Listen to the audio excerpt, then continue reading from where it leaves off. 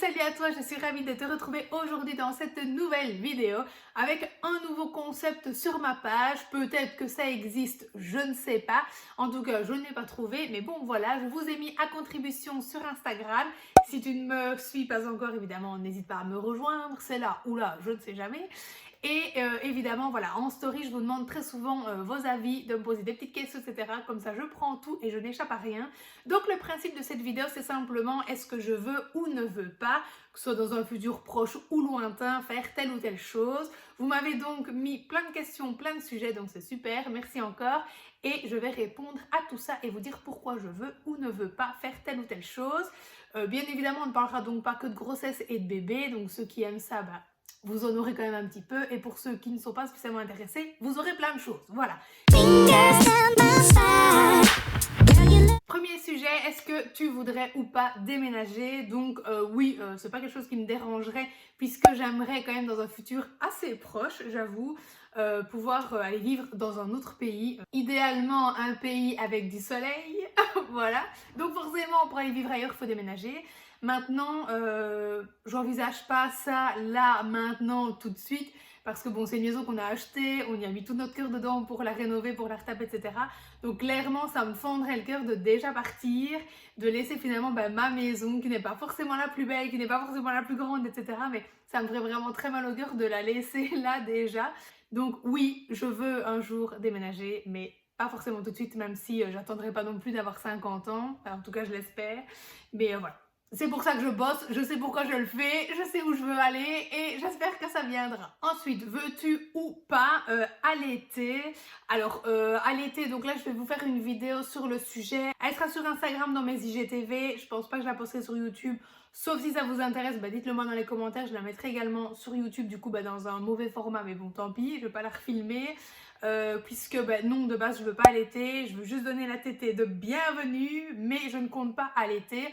Par contre, je ne me ferme pas la porte, sait-on jamais que ce jour-là, je kiffe, mais j'en doute. Donc non, dans mon idée, c'est non, je ne veux pas allaiter. Alors, veux-tu ou ne veux-tu pas reprendre des études pour exercer un autre métier? Alors, j'adore vraiment mon métier, puisque c'est ce métier qui m'a permis de pouvoir, donc je suis logopède et orthophoniste pour ceux qui ne savent pas, c'est vraiment le métier qui m'a permis finalement de m'épanouir dans le sens où j'adore ce que je fais. J'ai pu vraiment exprimer toute ma créativité grâce à ce métier. J'adore le contact avec les gens, j'adore vraiment de pouvoir être dans le soin aussi envers les personnes. Et très clairement, c'est ce métier qui m'a permis d'ouvrir ma boutique, de monter mes réseaux, donc pas ceux-ci, mais les réseaux du coup sur la logopédie et l'orthophonie. Et donc sans ce métier, évidemment, je n'aurais rien de tout ça aujourd'hui. Donc très clairement, non, je ne voudrais pas changer de métier. Reprendre des études non plus parce qu'en fait ça a été une catastrophe, j'ai détesté mes études, mais par contre ça ne me dérangerait pas d'en reprendre si vraiment je tombais sur quelque chose qui me manque dans ma vie et ou que j'ai vraiment envie de changer de vie, sait-on jamais, peut-être, on sait pas, enfin je sais pas, à moi dire même l'année prochaine où je serai. Donc ça ne me dérangerait pas si vraiment je suis motivée, je serais prête à faire le sacrifice de reprendre des études. Enfin pour moi clairement ce sera un sacrifice, tant financier que sur le temps, que sur le plan humain, puis du coup dans ma vie de maman.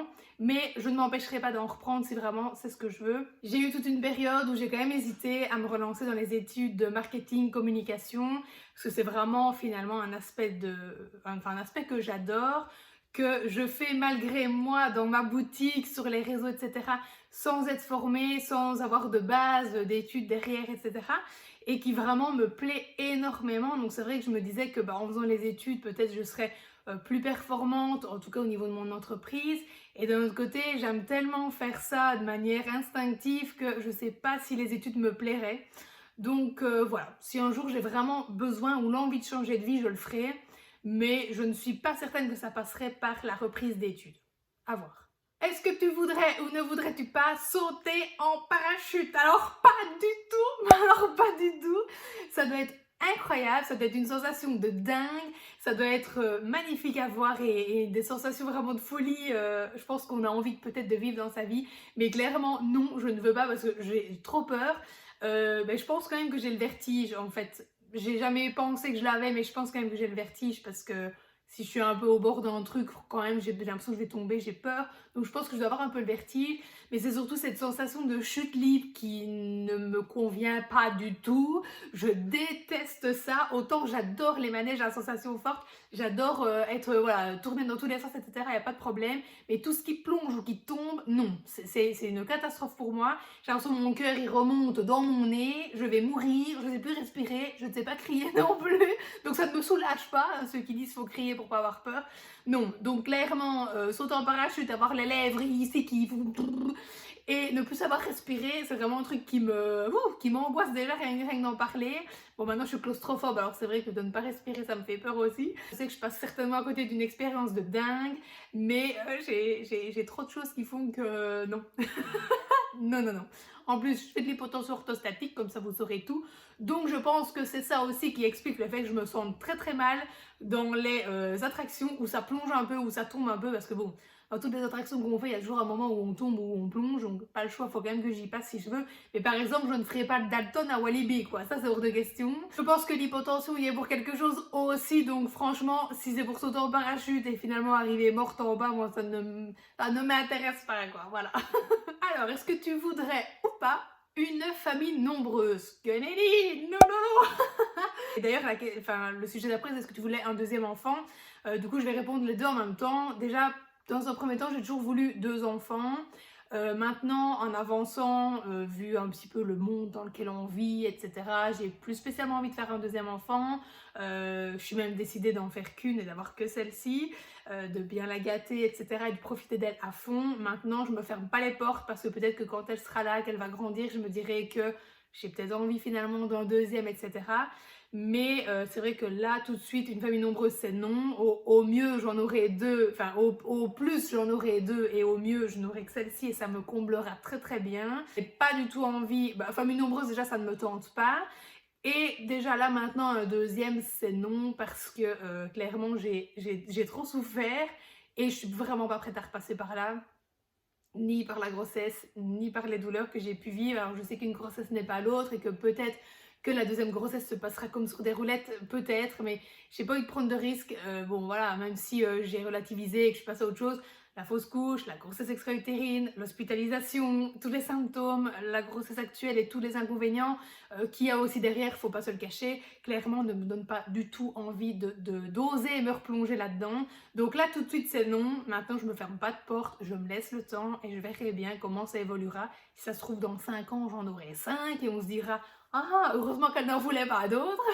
Mais voilà, pour l'instant, non, je compte bien attendre que cette petite arrive au monde, en profiter, la chouchouter et je verrai plus tard. Mais de toute façon, pour l'instant, on est fixé qu'on n'en veut qu'un et on verra plus tard ce que l'avenir nous réserve. Alors, est-ce que tu voudrais ou pas faire de la chirurgie esthétique? Alors, c'est pas du tout quelque chose qui me dérange. Je vois la chirurgie esthétique vraiment comme une manière comme une autre de pouvoir combler un manque ou de pouvoir éliminer un complexe ou en tout cas essayer d'améliorer sa qualité de vie, en tout cas au niveau psychologique. Enfin, évidemment physique, mais je veux dire c'est surtout pour ça au niveau psychologique si on fait de la chirurgie esthétique. Enfin, en tout cas moi c'est ce que je pense, puisque si physiquement il y a quelque chose qui ne va pas, on n'est pas bien dans notre tête, donc si on arrive à régler ce souci physique en faisant une chirurgie, peu importe laquelle, mais forcément ça ira mieux dans notre tête. Donc moi ce n'est pas quelque chose qui me dérange, c'est même quelque chose que j'ai déjà envisagé. Voilà, j'ai déjà envisagé une chirurgie esthétique, maintenant je ne l'ai jamais faite, je ne l'ai pas encore faite en tout cas, je la ferai peut-être plus tard, je verrai bien. J'attends déjà d'avoir accouché pour voir, en fait je me suis toujours dit j'attendrai d'avoir eu mes enfants, de m'être bien remise en forme et puis on verra si on y passe après ou pas.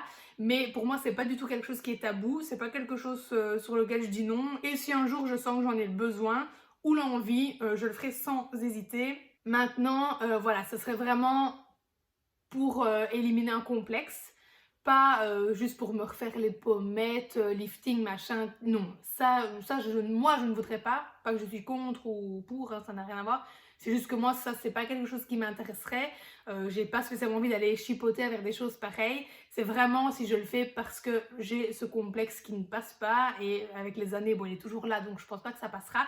Mais maintenant je me laisse encore une chance d'essayer d'éliminer ça toute seule ou de faire mieux toute seule ou bien de me changer au niveau psychologique pour réussir à m'accepter mieux. Mais si je dois passer par là, ça sera pas une honte, ça sera pas une gêne, ça sera pas un tabou et je vous en parlerai d'ailleurs sans problème s'il faut. Mais voilà. là tout de suite, je sais plus ce que je voulais dire, mais bon voilà. Alors, est-ce que tu veux ou est-ce que tu ne veux pas mettre en place l'éducation Montessori, donc suivre la pédagogie Montessori au niveau de la motricité libre et comment la mettrais-tu en place? Je connais en grande ligne, j'ai déjà vu des posts sur Facebook, je suis d'ailleurs dans des groupes sur Facebook à ce niveau-là. J'ai déjà vu des choses aussi sur Instagram. Maintenant, c'est vrai que je me suis jamais spécialement plus renseignée que ça. Je connais un peu le principe hein, de base, mais voilà, j'en n'en sais pas plus. Et en fait, très sincèrement, c'est pas le genre de question que personnellement je me pose, parce que je me dis que l'éducation que j'aurai envie de donner à ma fille viendra petit à petit, viendra naturellement, ça viendra un peu en fonction du moment venu, je pense, de l'instinct, de comment je vois les choses à ce moment-là. Maintenant, il y a peut-être des choses que je vais mettre en place qui font partie de la pédagogie Montessori sans même que je m'en rende compte. Et peut-être pas, je sais pas. Mais là, tout de suite, en tout cas, je ne suis pas spécialement dirigée vers l'une ou l'autre pédagogie, type ou quoi. J'ai pas spécialement de choses précises en tête non plus. J'ai juste envie déjà, pour l'instant, d'accoucher, de la laisser venir et on verra après. Maintenant, effectivement, voilà, comme tout le monde, je veux dire, je veux le mieux pour elle, je veux le plus naturel. Je veux essayer de trouver des choses dans lesquelles elle va s'épanouir et des choses qui vont être vraiment bénéfiques. C'est clair que je vais la stimuler parce que voilà, déjà de par mon métier, je vais vraiment essayer de mettre en place le plus de choses qui peuvent lui être bénéfiques sans en faire trop évidemment et quand même en restant d'abord dans mon rôle de maman. Alors, est-ce que tu veux ou ne veux pas utiliser des couches lavables? Alors, les couches lavables, c'est un peu comme les culottes de règles. De base, quand j'ai appris l'existence des culottes de règles, je me suis dit mais c'est dégueulasse. Je ne comprenais pas trop comment ça pouvait fonctionner, comment on pouvait laver ça, les remettre. Et vraiment, pendant des années, moi, j'ai même pas essayé de me renseigner sur ce qu'étaient les culottes de règles. Puis finalement, je me suis lancée.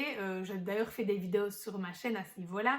Ça a été une révélation. Ça m'a clairement changé la vie. Donc, je ne suis pas fermée aux couches lavables non plus parce que je me dis que ça doit être finalement la même sensation qu'avec les culottes de règles. Mais voilà, je me pose quand même des questions de comment on fait pour laver un caca sur une couche lavable. Donc voilà, j'en ai parlé d'ailleurs un petit peu tout à l'heure avec une connaissance parce qu'elle, je sais qu'elle les utilise. Je lui ai demandé un petit peu comment ça fonctionnait. Donc maintenant que voilà, j'ai un peu plus d'informations, effectivement, je me dis ok, voilà. Mais pour l'instant, je suis pas spécialement là-dedans parce que je pense que le début de vie avec un bébé, c'est déjà compliqué. Donc j'ai peut-être pas spécialement envie de me mettre ça en plus sur le dos. En tout cas, pas les premiers jours ou premières semaines, mais je pense que j'y passerai assez rapidement, en tout cas pour moi, à voir. Évidemment, voilà, il faut que je prenne plus de renseignements, que je regarde aussi les marques qui proposent ça et que je puisse faire des comparatifs. Je vous en parlerai évidemment ici si jamais ça vous intéresse et si je me lance là-dedans. Mais dans un premier temps, c'est clair que je vais faire des couches classiques tout simplement parce que c'est le plus facile, je pense. Bon, j'ai déjà changé les couches, donc ça devrait bien se passer. Et que j'ai pas envie d'avoir un stress supplémentaire, de ne pas savoir peut-être les gérer au départ, etc. Par contre, je garderai quand même des couches jetables pour les proches, etc. Enfin, en tout cas, les papis, les mamies, je pense qu'ils auront beaucoup plus facile à gérer des couches classiques que des couches lavables. Donc, j'en aurai de toute façon toujours sous la main. Mais c'est sûr que si je peux passer aux couches réutilisables assez rapidement, je le ferai parce que déjà, c'est plus simple, plus écologique, c'est clair. Et que quand je vois le bonheur que c'était pour moi, les culottes de règles, je me dis que ça peut être pareil avec les langes. Et que clairement le bébé sera peut-être aussi plus à l'aise, moins irrité, etc. dedans. Donc voilà, je me renseignerai de toute façon à ce niveau-là. Et je vous ferai comme d'habitude une petite vidéo comparative ou récapitulative avec les informations que j'aurai trouvées si jamais je me lance dedans. Ensuite, il reste deux sujets. Le suivant, c'est est-ce que tu veux ou est-ce que tu ne veux pas te marier? Alors... Comment vous dire? Moi, j'ai attendu ça pendant des années. J'ai toujours rêvé de mon mariage, pas spécialement un grand mariage, mais un beau mariage, avec ma belle robe, le cochon à la broche. Oui, excusez-moi pour les âmes sensibles, mais moi, mon mariage est toujours vu comme ça, cochon à la broche, une super pièce montée et la belle robe, le reste je m'en fous, royalement. C'est plus symbolique pour moi le mariage, c'est plus histoire de marquer le coup, de faire la fête, etc. que vraiment religieux, etc. Encore une fois, chacun fait comme il veut, mais moi, voilà, je ne vois pas le mariage comme étant, par exemple, un passage obligatoire pour pouvoir être ensemble, etc. Là, ça fait 10 ans qu'on est ensemble avec mon chéri, on va avoir un bébé, et on n'est pas mariés et on n'est pas mort, donc voilà, on est pacsé, en tout cas pour les papiers, etc. Mais on n'est pas mariés. Moi, je l'ai attendu longtemps quand même ce mariage, parce que c'est vrai que dans ma logique, je voulais me marier avant d'être, pas en ménage, mais avant de pouvoir avoir un bébé, etc. Finalement, ça ne s'est pas fait comme ça. Maintenant, plus les années passent et plus, voilà, je m'en fous un peu finalement. Ça ne me tracasse pas spécialement de ne pas être mariée. Je vais pas dire que j'en ai plus l'envie parce que voilà, je pense que ça reste quand même peut-être un jour, enfin quand on veut se marier, c'est quand même un jour, je pense, qu'on attend. Mais si je ne me marie pas, ça ne me changera pas grand-chose parce qu'en fait j'ai tellement attendu et maintenant je suis passée un peu à autre chose et je vous avoue que j'ai pas spécialement non plus envie de me mettre un mariage sur le dos, etc., etc. Alors maintenant je sais que je vais choquer des personnes et d'ailleurs j'en ai déjà choqué sur Instagram d'avoir un bébé, de ne pas être mariée. Hein, je reçois beaucoup de messages que ben voilà, c'est pas normal de pas avoir de mari, etc. Mais j'ai pas un mari, mais j'ai quand même un compagnon, je veux dire, j'ai un chéri, c'est le même depuis toujours. Voilà, enfin, je veux dire, ça fait quand même 10 ans qu'on est ensemble, on se connaît, on est en ménage depuis 5 ans, enfin voilà, ça va quoi. Pour la petite anecdote quand même, parce que j'ai toujours un petit truc à raconter. Mon chéri souhaitait me demander en mariage pour nos 5 ans. Voilà, il avait décidé de me faire sa demande à ce moment-là. Et puis il me dit un jour, ben oui, tu sais, je t'ai toujours dit que je savais quand je te le demanderais. Ben j'ai dit oui, ça fait des années que j'entends ça. Et il me dit, ben en fait, je voulais te le demander pour nos 5 ans. Mais là, ça fait quand même déjà 8 ans qu'on est ensemble. Ça passe vite, hein. Oui, effectivement, ça passe vite, oui, je ne te le fais pas dire. Donc finalement, il ne me l'a jamais demandé. Maintenant, je pense que ça arrivera quand même un jour. Mais si ça n'arrive pas, voilà, je ne serai pas déçue parce que ce n'est plus quelque chose que j'attends. Autant j'en ai vraiment rêvé quand j'étais petite comme une princesse. Autant maintenant, voilà, je passe à autre chose et j'étais plus finalement en vieillissant, concentrée sur le fait d'avoir un bébé que d'avoir un mariage. Le bébé, voilà, il va arriver, donc je suis super contente et moi, c'est clairement ça qui me manquait pour l'instant dans ma vie pour être complètement comblée. Maintenant, s'il me demande un mariage, je vais quand même pas lui dire non, quoique je lui ferais peut-être bien une vanne. Depuis le temps que j'attends, eh ben, peut-être que je pourrais le faire attendre aussi. Et la dernière question, c'est est-ce que tu veux ou pas faire le tour du monde? Alors oui, ça c'est l'un de mes plus grands rêves. J'ai toujours adoré voyager. Avec mes parents, on faisait toujours des super vacances. Franchement, voilà, j'ai eu vraiment beaucoup de chance. C'est vrai qu'après, quand bon, bah, ouais, j'ai commencé à travailler, qu'on a emménagé, etc., c'est pas qu'on ne pouvait pas se permettre de voyager, mais c'est qu'on n'a pas pris le temps de le faire. Tout simplement parce que bah, financièrement, déjà, on avait aussi d'autres priorités. On avait acheté la maison, etc., il y avait des travaux. On avait envie de mettre notre argent pour d'autres choses. Mais voilà, très clairement, moi, voyager, c'est vraiment quelque chose que j'adore et donc j'ai quand même besoin un minimum. Maintenant, on partait quand même en vacances, mais voilà, je veux dire, on allait en Espagne, c'était pas super loin, on allait chez nous et puis voilà. Bon, vous allez me dire, oui, elle va avoir un bébé, elle veut voyager. Ben oui, un bébé, ça n'empêchera pas de voyager et je vais lui faire découvrir plein de choses aussi à ma fille et je ferai quand même des voyages avec mon amoureux tout seul. Voilà, on le fera. Mes parents, ils l'ont toujours fait et ça ne nous a pas tués. Et nous non plus. Mais très clairement, oui, j'ai envie de continuer de voyager, j'ai envie de pouvoir montrer tous les pays que moi j'ai déjà visités à mon chéri qui lui n'a jamais spécialement voyagé. Et pouvoir découvrir plein d'autres choses, vraiment plein de pays, il y a plein de destinations que je rêve de faire. Et je sais que je le ferai un jour, je le ferai petit à petit. Maintenant, bon, un tour du monde, clairement, il faudrait ne pas bosser ou en tout cas que je puisse être libre financièrement. Ce qui arrivera un jour mais qui n'est pas encore le cas, voilà. Ce que j'aimerais déjà commencer par faire, c'est un tour des États-Unis. Ça serait déjà un mini tour du monde pour moi, ça serait déjà génial, vraiment j'en rêve. Mais je le ferai un jour, c'est juste que bon ben voilà, il faut prendre un peu plus de congés et que pour l'instant, c'est pas non plus dans nos priorités. Bon et bien voilà pour cette petite vidéo, je ne veux pas. J'espère que ça vous aura plu, que vous aurez passé un bon moment et que je vous aurai un minimum diverti. Et en attendant, eh bien écoutez, je vous dis à lundi prochain, 20 h, si ma connexion me le permet, pour une nouvelle vidéo.